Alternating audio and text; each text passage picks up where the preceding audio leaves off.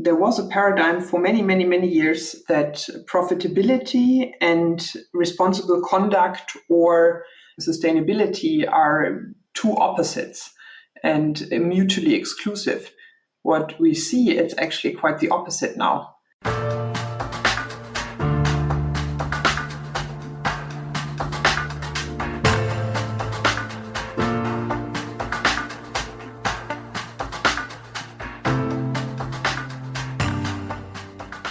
Welcome to a brand new episode of our podcast, Human in AI, Mind Machines in the Great Ascent. Thanks that you tuned in again to listen and to geek out with us over the fascinating field of AI and the role of human. We are Uli and Avery, your hosts for this episode, and we are stoked to welcome our today's genius mind, Sabine Erlinghagen, the CEO of Digital Grid at Siemens. Sabine has a passion for innovation, and in her day-to-day business, she and her great team accelerate and secure the energy transition towards a sustainable future. We love bold aspirations and awesome teams, so why not just start right into it? Sabine, thanks so much for taking some time off your busy schedule to be the guest in our podcast.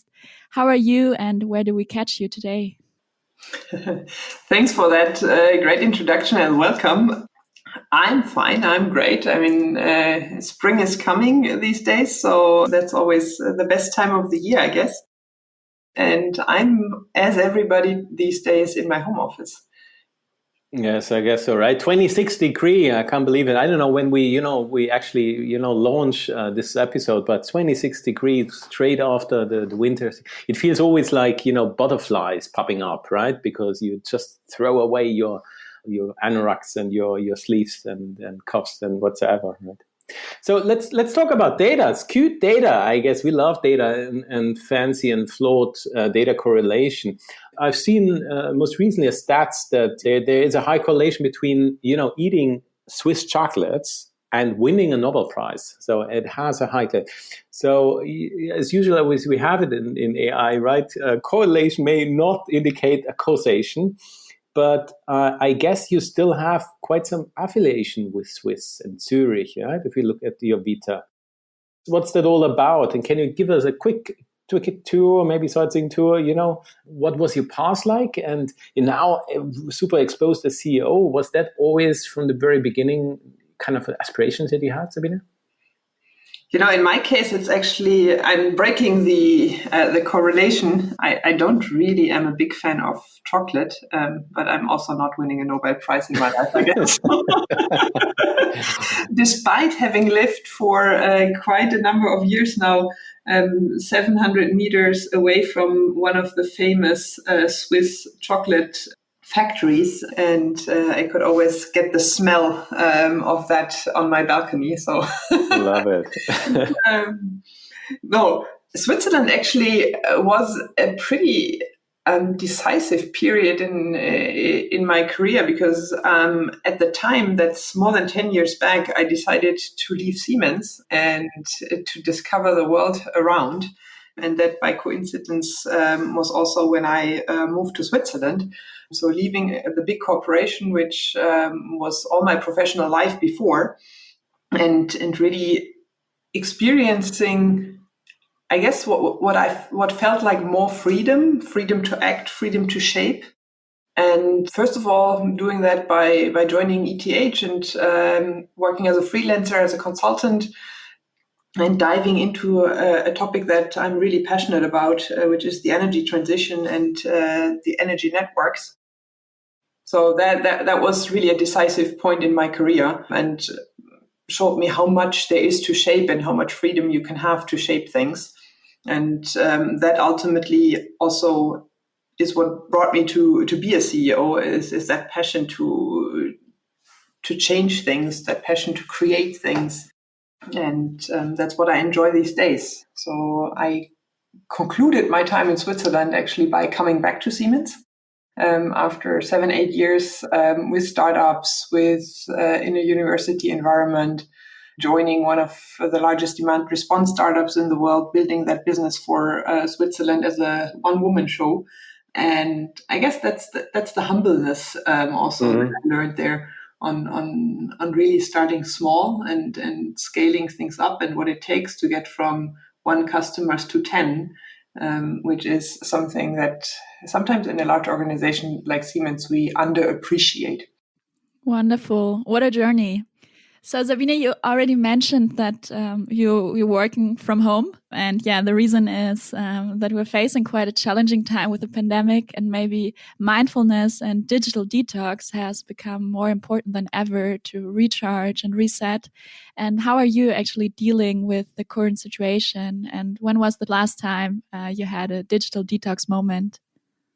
It's actually something about self-care that, especially in home office, we all got to learn. I have two habits that stay with me. One that is with me all my life. I don't work on weekends. So weekends are really off. Our detox are going out into nature and having as little time in front of a PC as possible. So that puts my mind off, recharges my battery quite substantially. And the other habit that I established during especially this pandemic was 1 day a week, a 2-hour lunch break. And what that does for me is that I can go out in daylight. So I get daylight, I'm outside, I can do sports in that 2-hour break. And it's totally feasible to incorporate that in a schedule once a week. And that helped me a lot as well to cope with the situation. Awesome. I guess, right, success is resilience divided by failures, right? and in charging, resilience is important, setting priorities. I love that. So cool. And so important to really take that time off and really be conscious about the time and get some sunlight. So there's a lot of buzz around adaptive organizations and operational agility in the age of digitalization.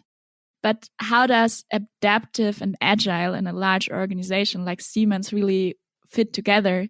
Why do large organizations need to be a bionic company in current times? And what needs to be done from the executive level to really support that transformation? I guess you said it already. It's a need to be a bionic company, so to be reinventing yourself constantly and adapting to your environment. And I guess many people who work in Siemens still have a history in the old COM days, so the old days where Siemens was supplying mobile phones, was supplying switch gear for communication networks. And so do I. So I still remember times 2003, it's not that long ago, that we were strategizing around fixed mobile convergence and the likes. And it's mind-boggling how every one of us saw how quickly you can be out of business, how quickly you can be overtaken, how much you can underestimate the small competitor there or the company from China on the other side. So I guess that has become part of the DNA of Siemens, at least for those who have lived through that times. And for me, it was actually my upbringing. That's how I started my career, to see that happen. And that's what I swore to myself, never again. I don't want to be the incumbent, complacent, just being a little bit arrogant as well on underestimating others. So that's the first part of the answer. The second part is, what does executive leadership need to do? I guess it's being clearer than ever about the direction of change. It's not a little bit to the past and a little bit to the future. It's the future, and you got to be very, very clear in how you lead and how you communicate. Second thing, you got to be decisive and surprising. So I think one thing that helped a lot was our new work policy. It's a very decisive step, and it's a big step, and it's surprising for people. So it stands for the new Siemens. And the more surprises we can show to people, the more there is credibility. So being clear and then being surprising and simple. Yeah, love that. Love that, actually. Nice save from, actually, there is uncertainty under the bed of every CEO, right? And I have the feeling maybe it's not only CEOs, but also employees. But if we look then in a bit of, the current, I don't know, social media world, right? There's quite some hype about, things you have to be a successful leader, right? Bill Gates wants me to read somehow 50 books, right? Elon Musk wants me to only sleep 5 hours. Cook wants me, to get up at 5 o'clock in the morning. Franklin said, exercise and learn at least one day. Bezos says, always stay one and day one, right? Buffett says, cancel all meetings, don't do that things, right? So Sabine, help me out here. What is it that a good leader from your perspective in the age of digitalization and AI makes and needs to constitute there? I mean, who am I to judge on all those great names who, beyond doubt, have proven success? So I guess for me, there are those kind of geniuses, if you want, who have their own personal recipes. I'm just not sure whether that's good advice for everybody to repeat and to do the same. I guess in a world where it's no longer what you studied and what you like, that you can rely on something that you studied and that's still true and you're still the expert and the best expert gets promoted. More than anything, I believe the ability to bring together a great team with very complementary capabilities, complementary change of thoughts or thought processes, experiences, personalities, that for me really is the most important ingredient. So to accept that by no chance you will be the best expert out there. For me, I think great leadership is connecting the dots, allowing and looking for diversity of thought, and then bringing together that diverse team to do the necessary struggling, to do the necessary fighting, to do the necessary struggle for the best idea, and then make sure we move forward decisively. But I sleep more than 5 hours. I don't read 50 books a year.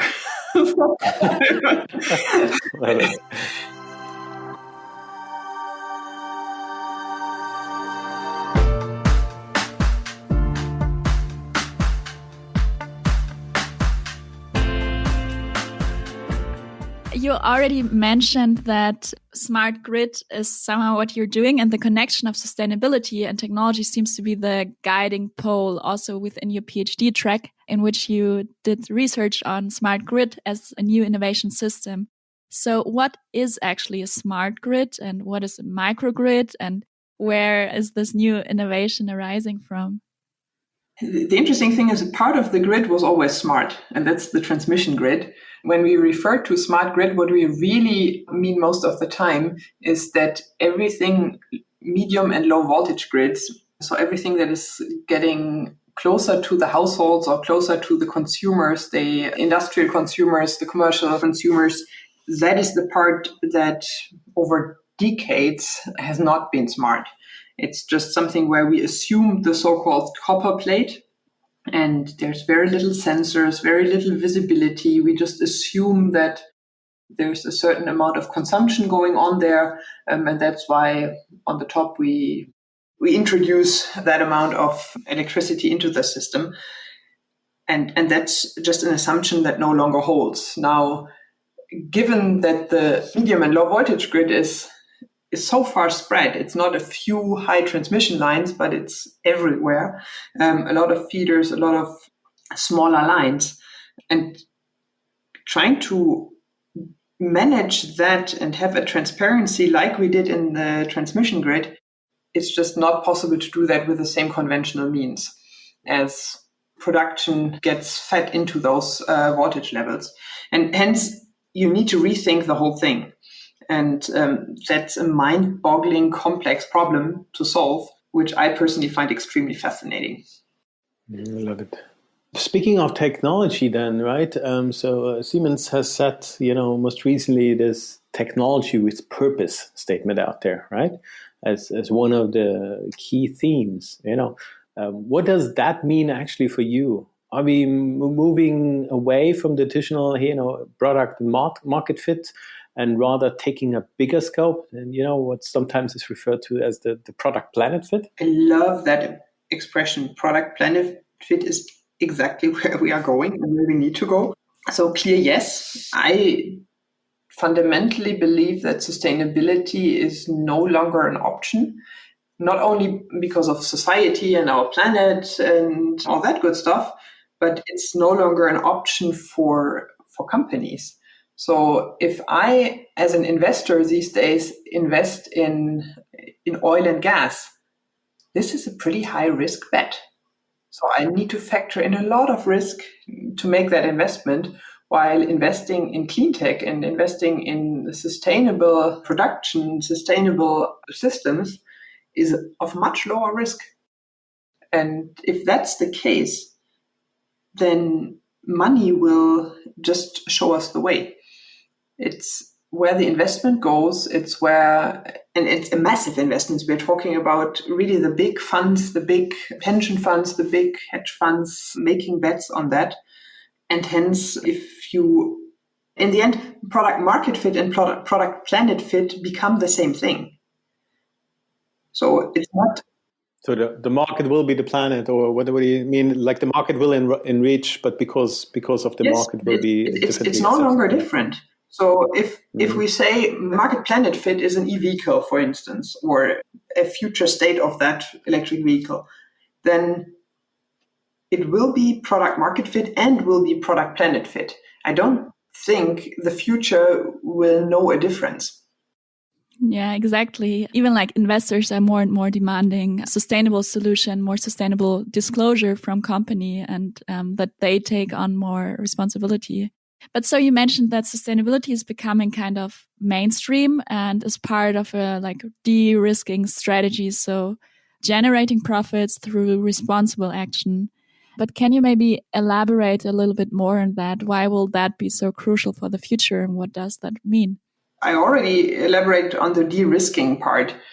There's kind of the risk of that just not being supported anymore. There are so many subsidies still going into oil and gas.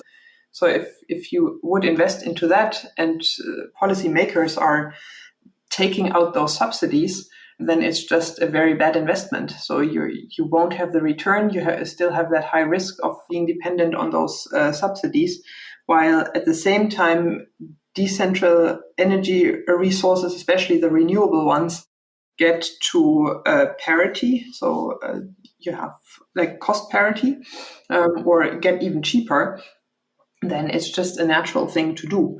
And so there was a paradigm for many, many, many years that profitability and responsible conduct or sustainability are two opposites and mutually exclusive.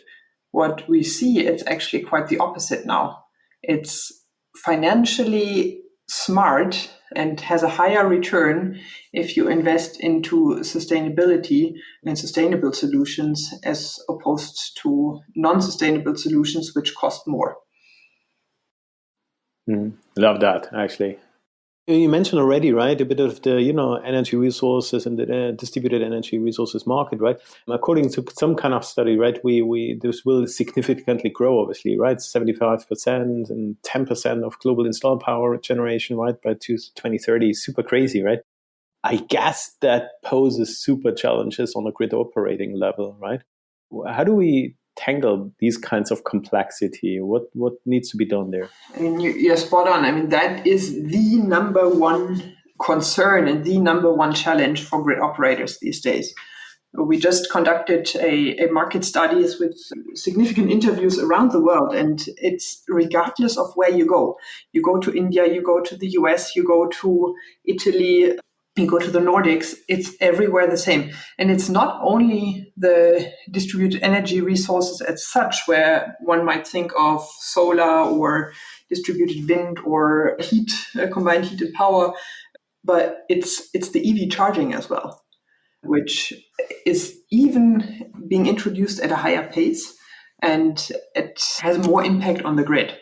And that complexity is really where grid operators all tell us that's the biggest challenge they're facing.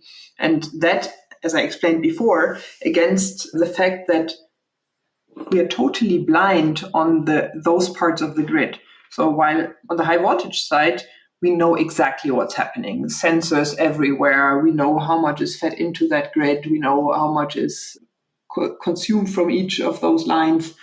But then when you go to the medium and low voltage grid, you don't know who is ingesting what into the grid. You don't know who is consuming what when it comes to electrical vehicle charging, because we just don't have sensors, we don't have meters, we don't have the data connected.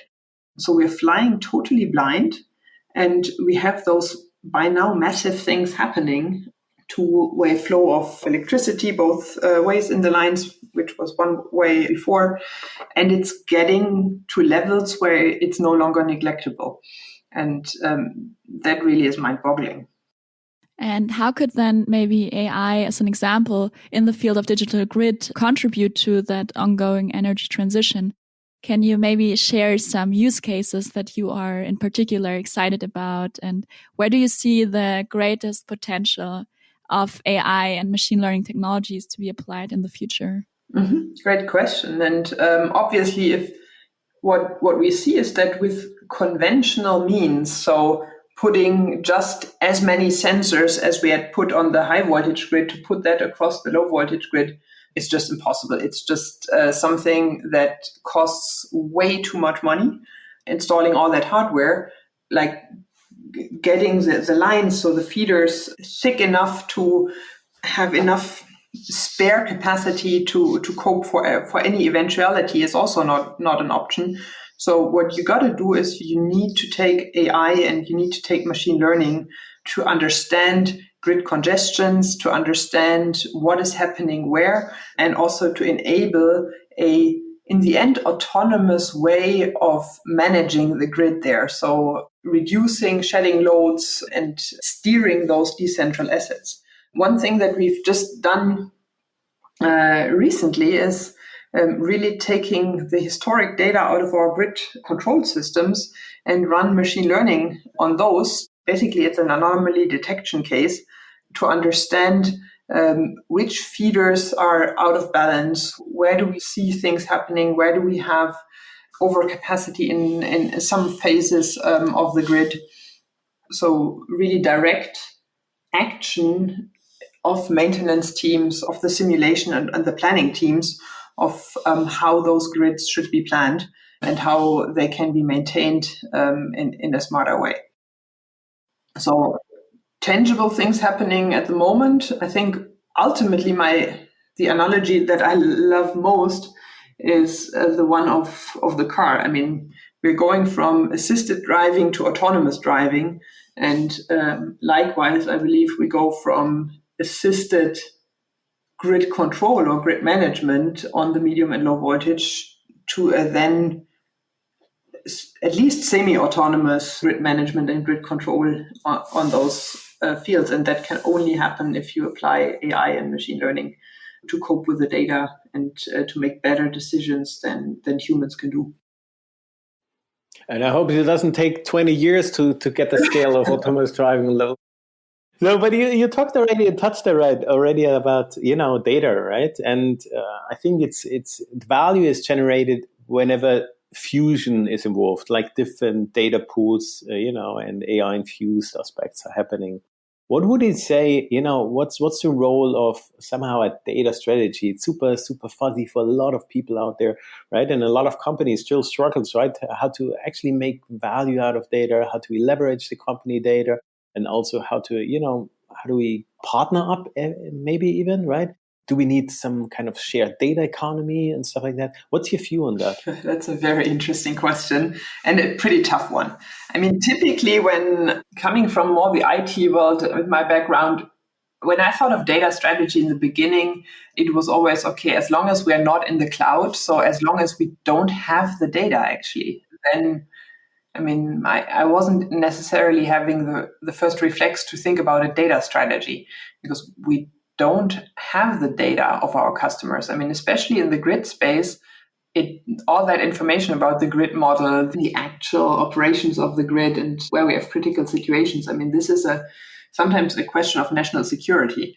So what changed my mind was to at least ask our customers whether we can work together with their data and on their data to help them overcome some of the challenges that I just described before. So first of all, I thought data strategy, you got to do that when you have data, right? And so that was for me synonymous with the cloud. But really, you got to think of that much before, because the learnings and the insights and the value that we can create based on data can also be if we don't have the data like a Facebook or a Google or somebody, but when we work with customers, and there I think as Siemens we are uniquely placed and have quite a high trust level to work with the customer, with the data, apply our analytics on their data without necessarily having all the data with us in the first place. So that I think is a fundamental change in how I think about that. And that obviously requires a different type of conversation, a different type of policy, a different type of contracting, a different type of, as you said, partnering with our customers.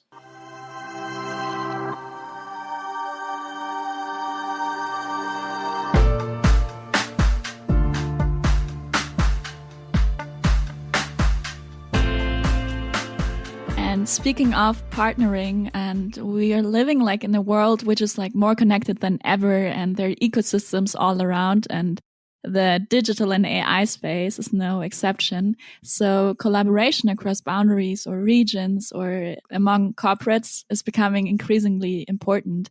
But isn't it sometimes super tricky to identify and define what do you want to do or what you don't want to do? Can you maybe like share a bit on your view on the role of the ecosystem, maybe with a particular focus on partners in the AIoT space? Mm-hmm. I mean, first of all, you're right. And your question is pointing into an absolute crucial, what I would call muscle memory that we still need to get better at. And if I look at what helped us was to define who we want to be. So do we want to be a custom development organization, or do we want to be a software house, or do we want to be a solution integrator? So shaping your own identity and how you measure whether you're successful with that identity was a very decisive step to let go and accept that there are partners who can help you with the things that you choose not to be and not to do. And that's how we unlocked quite a bit of that partnership game, where we said, no, this is clearly something that we don't want to be. We don't want to be a custom code development house as the business unit that I lead. We don't want to be a system integrator. We love partners who integrate for us. We love partners who do extensions based on our products and do the customization, but it's not something that we want to do.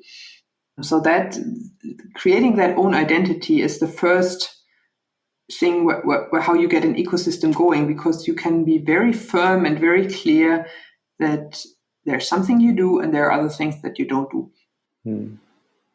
Yeah, that's so super tough, and it's greatly put. That is what I feel and hear quite on this uncertainty. What do we actually not do, right? And it's sometimes it's more easy to say what we all want to do and all the broad and bold aspirations, but to say, hey, this is not what we're focusing on here. Is we partner up. This is super important. One important aspect is also, obviously the strengths of industrial, AI and industrial companies pushing, innovation, combining and connecting physical and digital world, right? And especially in infrastructure, I guess, right? And that means for a lot of cases, it's the IT/OT thing. For other cases, it's the cloud and edgy, let's say, thing, right?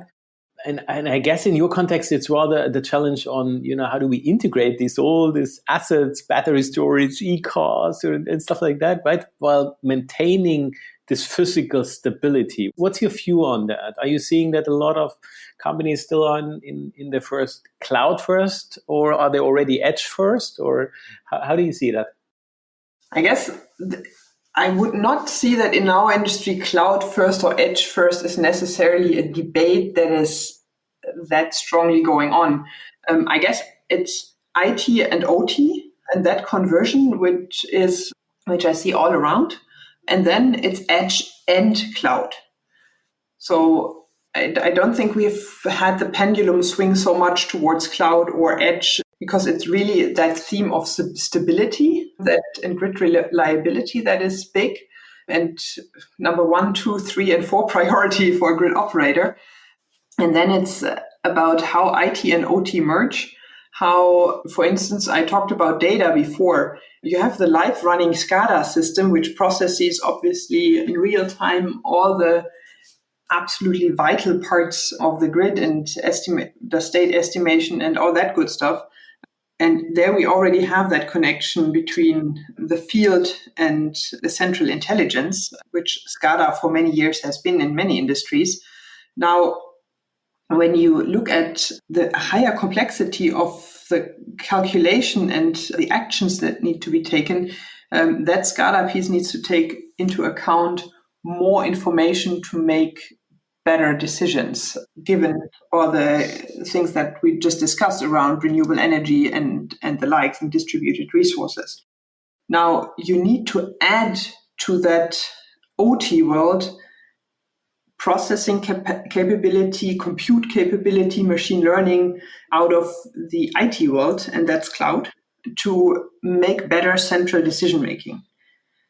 At the same time, if you try to bring all that complexity up to the central level, you will die, even with the most advanced machine learning capabilities of that complexity, because you might not be fast enough. So you need the intelligence decentrally as well. So for me, it's not an either or. The complexity is so big that it's definitely an and when it comes to cloud and edge. Yeah, well put. So Sabine, you're not only a very inspirational leader, but also like super humble, and you've been in different places and pushed bold initiatives and projects. Are there maybe some lessons learned that you pick up along your way that you would like to share with the audience here?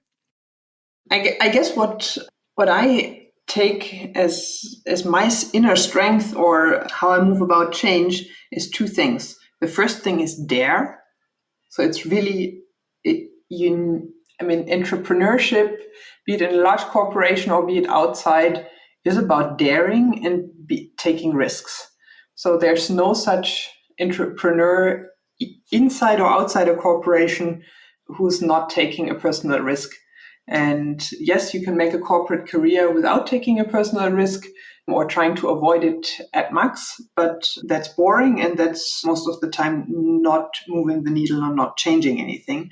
So everybody who wants to make a difference, it's about daring, and it's about taking a personal risk, sticking your neck out and assuming accountability for something. And then the second thought for me is, especially if you're in a large corporation, I would say it's look more to the outside than to the inside.